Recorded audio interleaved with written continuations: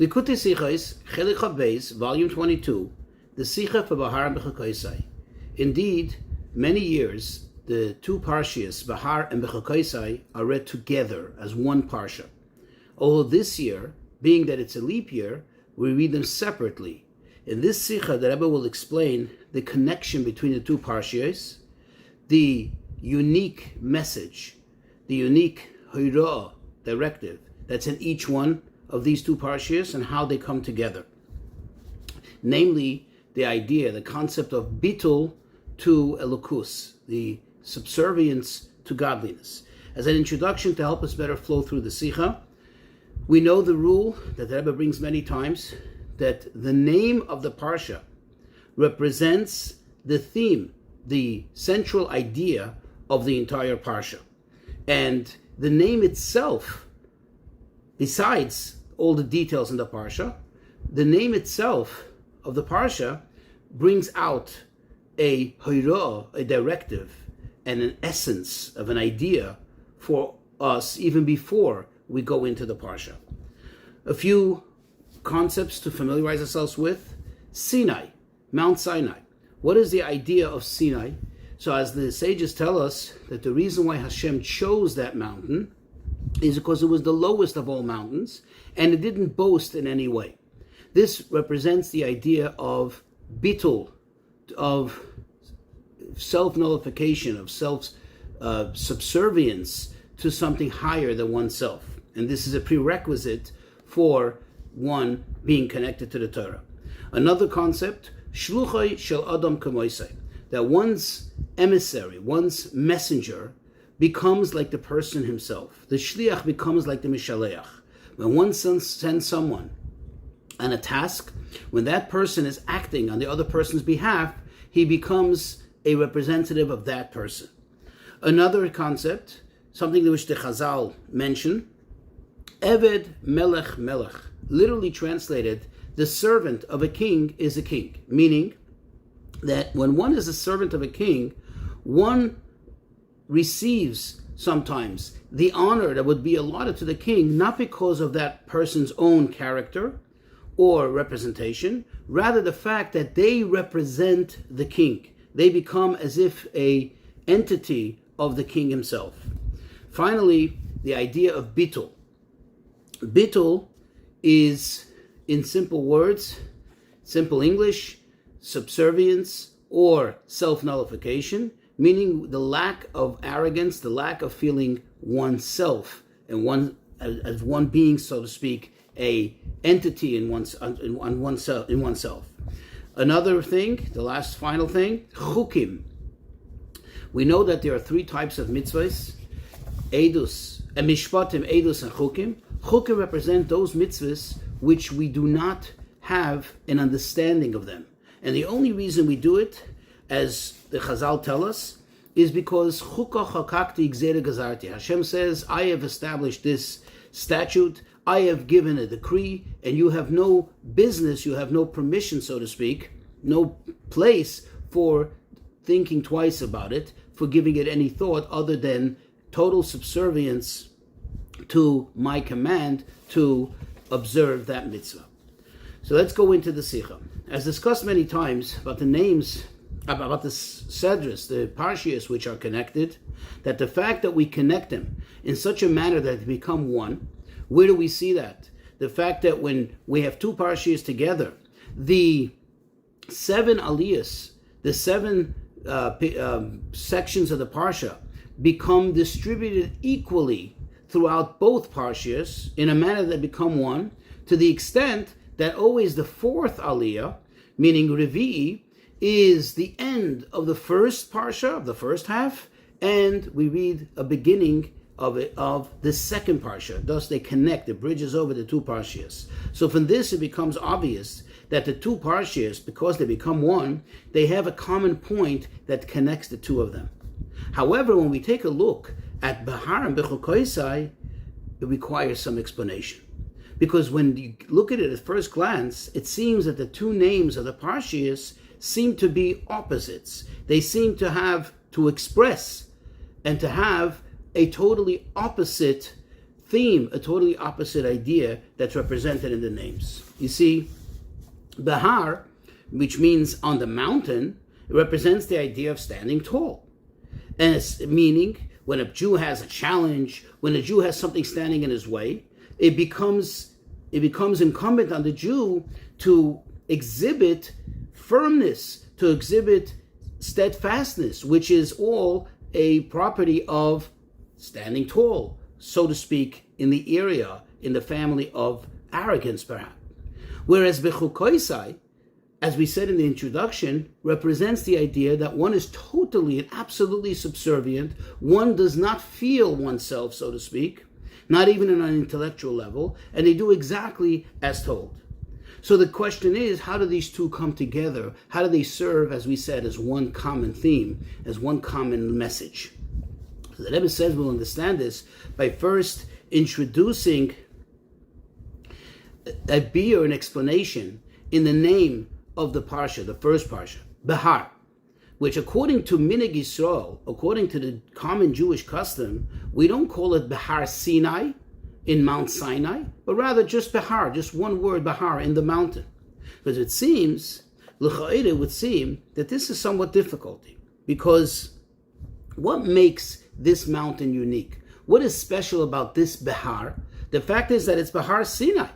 And therefore the question is, we should have called the Parsha Behar Sinai. And why is it that the common Jewish practice is to call it Behar?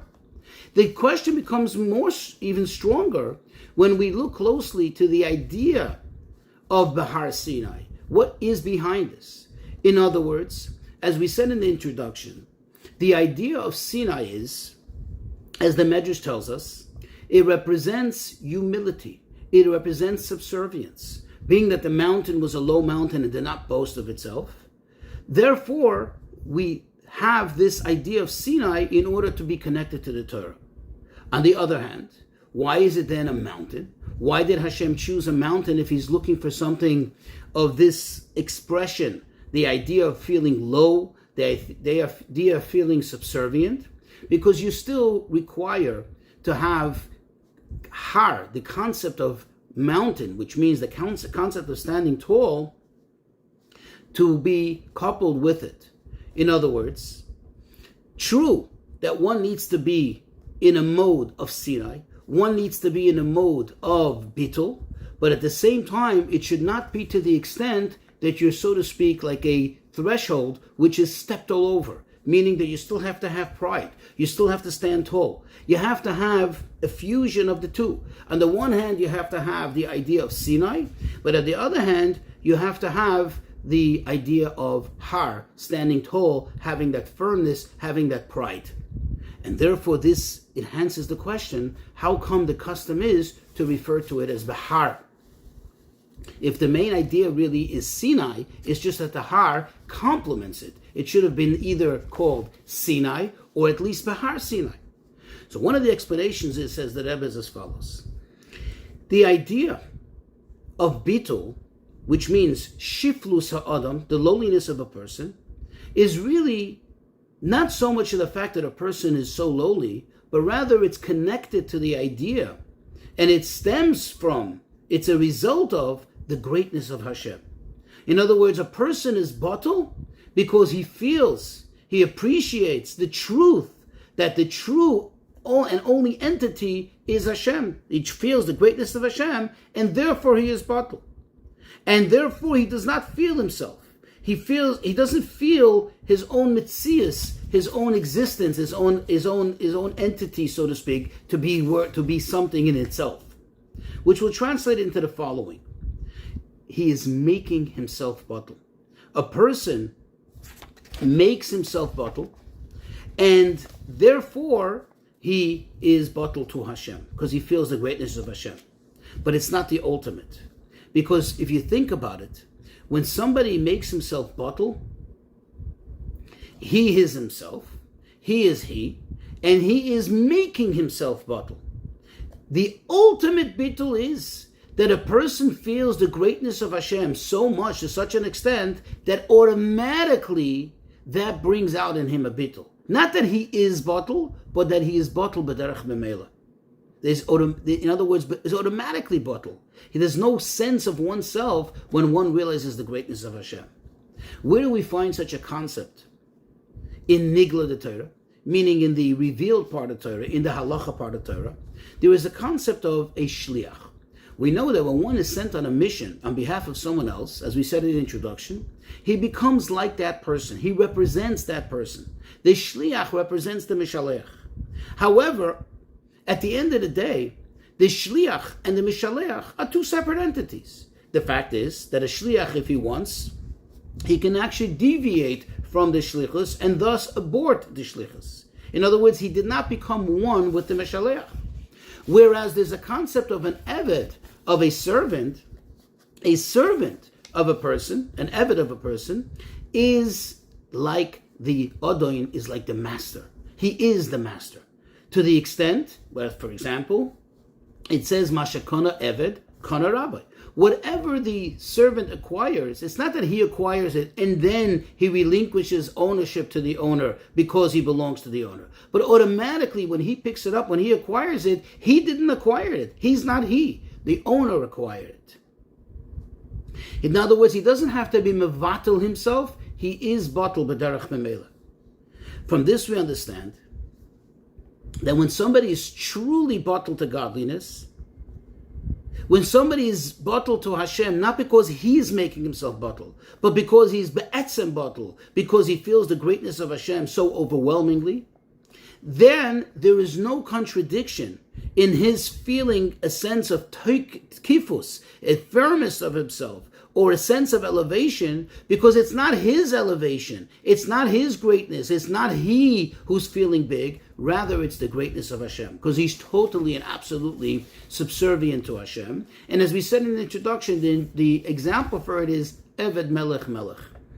The fact that you allot honor to the servant of a king is not that you're giving honor to the servant who happens to be batel to the king. You're actually giving kavod, you're actually giving honor to the king through his servant, because the servant is not a separate entity from the king. The fact that he's a servant of the king makes him, so to speak, like the king.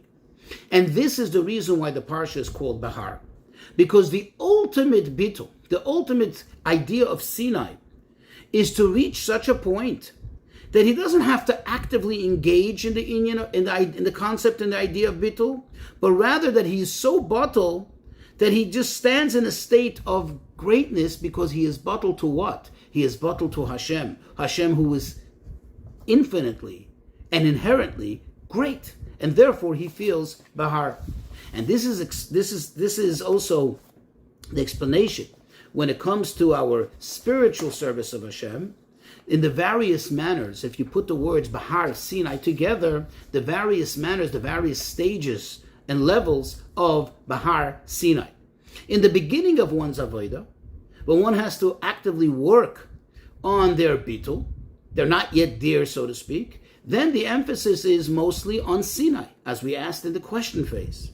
Then there is a higher level, which now you have it coupled with Behar, Behar Sinai, that although he's batel, but still he needs to have a feeling of har, of mountain, meaning he has to have a firmness, he has to have a sense of pride, not to be crushed totally. But then you reach a higher point where you can even drop the Sinai element. You don't have to actively engage in bittul, because the person, this is the highest point where the person is Behar, because the person is so batel, as we explained, that he is the greatness, not his greatness, that he has to be concerned about and be mevatel it, but rather his greatness is Hashem's greatness. Now, although, according to what we just explained, Behar is such a great lofty level, it's the ultimate level, yet the common name of the parsha is Behar, meaning that it applies to each and every Jew, because ultimately this is demanded and this is requested from every single Jew. How so? How can we be expected to hold up to such a high point of bittul, the highest point of bittul, that you even drop the Sinai and you become, so to speak, just Behar? Because ultimately, what is a Yid? What makes a Yid? The neshama of a Yid, as the Alter Rebbe explained, is a chelek elokam mimal mamish, is an actual piece of Hashem. Meaning that ultimately the Jew is inherently connected to Hashem, to godliness. And therefore, when one needs to combat challenge, when one needs to deal with any challenge that's out there, he is inherently and automatically and truthfully, he is a Behar because he's connected to Hashem.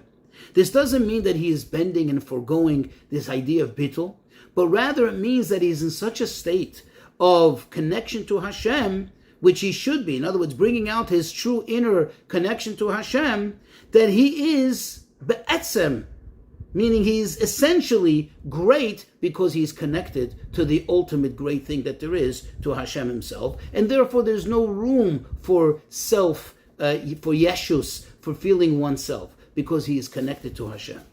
And now we'll appreciate the connection between Behar and Bechukosai. If you remember, we asked in the beginning, it seems to be the two ideas of Behar and Bechukosai seem to be opposing ideas, right? Because Bechukosai seems to bring out the idea of lowliness, of bittul, of being subservient. Says the Rebbe, because if we appreciate what we just explained, the idea of Behar, we'll appreciate that the true ultimate bittul brings to a sense of Behar. This is such a bittul that doesn't leave any room for one's self, for one's self-grandiose. This idea is expressed in Bechukosai. When you observe the mitzvahs, those mitzvahs that are chukim, then the true expression, that's the true expression, the ultimate expression of real ultimate bittul. You see, the Alter Rebbe explains that what is behind the word chukah, of course, it means statute. But in a deeper level, in a deeper sense, says the Alter Rebbe, the word chukah comes from the etymology of the word chakika, which means to engrave. Letters that are engraved, like the letters on the luchos and the tablets. Now, the difference between written letters, like those that are written in a Sefer Torah, which although they become one entity with the parchment, otherwise it's not a kosher Torah, versus the engraved letters on the luchos, on the tablets, is the following: that the engraved letters, it's not two entities that come together, but rather it's one thing. Moreover, the letter itself is from the material of the stone. In other words, it's actually one thing. It comes from the actual body of the stone. And likewise, the mitzvah of chukim. You see, the Chazal tell us, as we quoted before, Ein lecha reshus laharer achareh. You don't have any permission, you don't have any room to think it over, to give it any second thought. This doesn't mean that we negate one's intellect, that one should not engage in understanding the mitzvah, in appreciating the mitzvah. On the contrary, we find throughout the Gemara, the Talmud, that Chazal do endeavor in many of the chukim to understand them, to appreciate them, to even give reasons for them. What then does it mean that ein lech reshus laharer achareh? That you have no room for hirhur. You don't think about it. There's no thought to be given to it. It is so ingrained in you, it's so engraved in you, that connection to Hashem, that automatically, whatever, you're so connected to Hashem, that whatever Hashem wants you to do, that's what you do. You don't even have to think about it. It's so automatic, it's so natural, it's so inherent, that that's what you do because that's what Hashem wants. In other words, you have nothing except outside of your connection of Hashem. And therefore Hashem's will is your will. You don't have your own metzias. Your whole metzias, your whole existence is the existence of Hashem. And with this you can appreciate yet one more thing. In Parshas Bechukosai, although it's talking about chukim, but we find something very curious. The fact is that most of Parshas Bechukosai speaks about the reward and unfortunately the punishment that comes about for the observance or the lack of the observance of the mitzvahs. So the question is, if we're talking about chukah, and as we just explained, you do it for the sole purpose of this being Hashem's will, then why discuss any reward? Why discuss any punishment? In other words, why would you need an incentive? The fact that you have an incentive means that you're doing it because you're choosing to do it, because it makes sense for you to do it, because it pays for you to do it.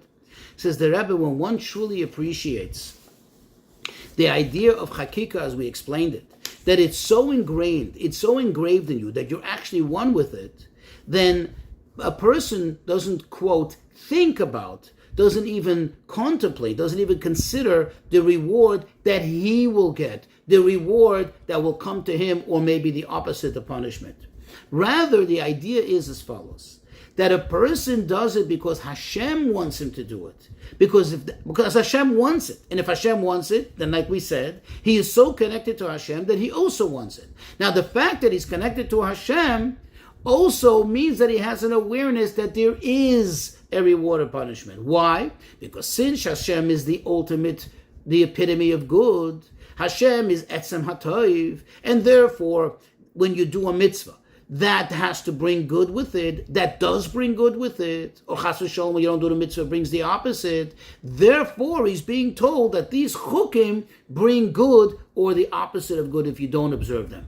But not that he is looking forward to it, or that becomes his incentive, that becomes his reason that incentivizes him to go and do the mitzvah. He is doing it because he's connected to Hashem. The fact that he's connected to Hashem and Hashem is the epitome of good means that when he does it, there is a reward of mitzvahs. And now we have the appreciation how both Behar and Bechukosai both come together, because they both speak about the ultimate bittul that one can reach. The ultimate bittul is that you are inherently connected to Hashem to the extent that you are not you, you are Hashem. And that expresses itself either in Behar, that you stand tall, even without the Sinai, because it's not you're standing tall, it's the tallness of Hashem, the firmness of Hashem, the greatness of Hashem. And Bechukosai is the same idea, that you're so totally bottled to godliness that you automatically do what Hashem wants, not because you don't understand it, you do understand it. Understanding and understanding doesn't play a role here, because whatever Hashem's will and desire is, that's what your will and that's what your desire is.